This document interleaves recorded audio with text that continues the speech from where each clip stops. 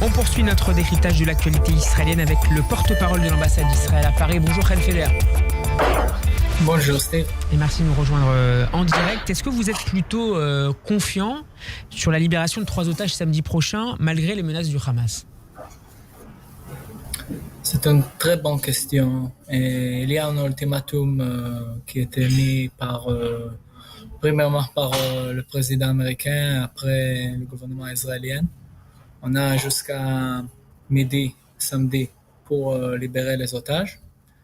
Et c'est à Hamas de décider s'il veut continuer à négocier et trouver une manière dans laquelle on peut continuer avec cette trêve ou pas.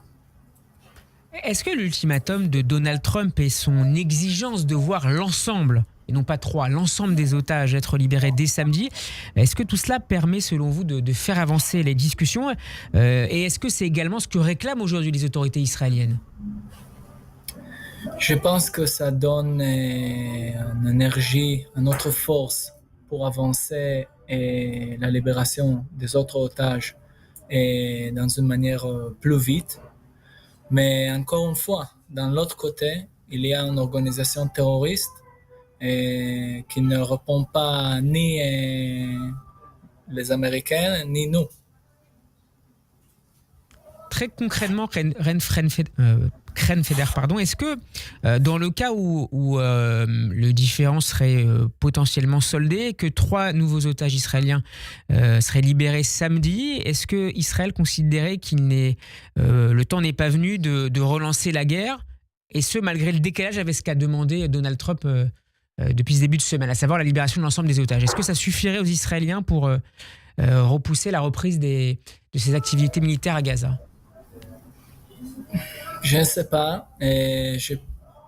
J'estime que si le Hamas continuera à libérer des otages, on ne va pas continuer ou arrêter la trêve. Mais il faut prendre compte qu'il y a une énorme pression après la libération de ce week-end avec des images atroces des 3 otages qui étaient libérés. Pour trouver une manière dans laquelle on libère les otages le plus vite possible. Emmanuel Macron s'est opposé hier sur CNN au projet de Donald Trump de déplacer les Gazaouis. Je le cite, la bonne réponse n'est pas une opération immobilière, mais une opération politique. C'est ce qu'a déclaré le chef d'État français. Est-ce que les diplomates israéliens à Paris ont eu l'occasion ces derniers jours d'en discuter avec leurs homologues français ? Il y a une nécessité de trouver une solution politique. Ça, c'est clair. Et dans une solution politique, on ne peut pas accepter le Hamas à Gaza dans l'avenir. Et si il y a quelque sorte de déplacement et reconstruction de Gaza, c'est à négocier et à trouver une manière dans laquelle on avance la paix dans la région. Si c'est avec l'Arabie Saoudite et avec les pays arabes, comme vous avez discuté il y a quelques minutes, et il y a une différence d'avis entre la France et les États-Unis, ça c'est clair. Mais les deux comprennent très bien qu'Israël ne peut pas accepter le Hamas à Gaza comme solution pour l'avenir. Pour terminer rapidement, je voudrais qu'on dise un mot sur la situation au Sud-Liban. L'armée israélienne est censée s'en retirer d'ici le 18 février, mais Jérusalem aurait demandé un délai supplémentaire de 10 mois. Est-ce que vous confirmez cette information ?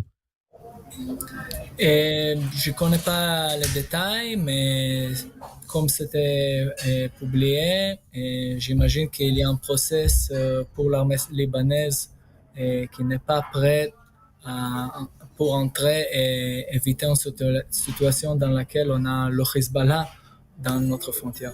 Merci beaucoup, Chen Feder, d'avoir été avec nous. Je rappelle que vous êtes le porte-parole de l'ambassade d'Israël à Paris. Bon après-midi.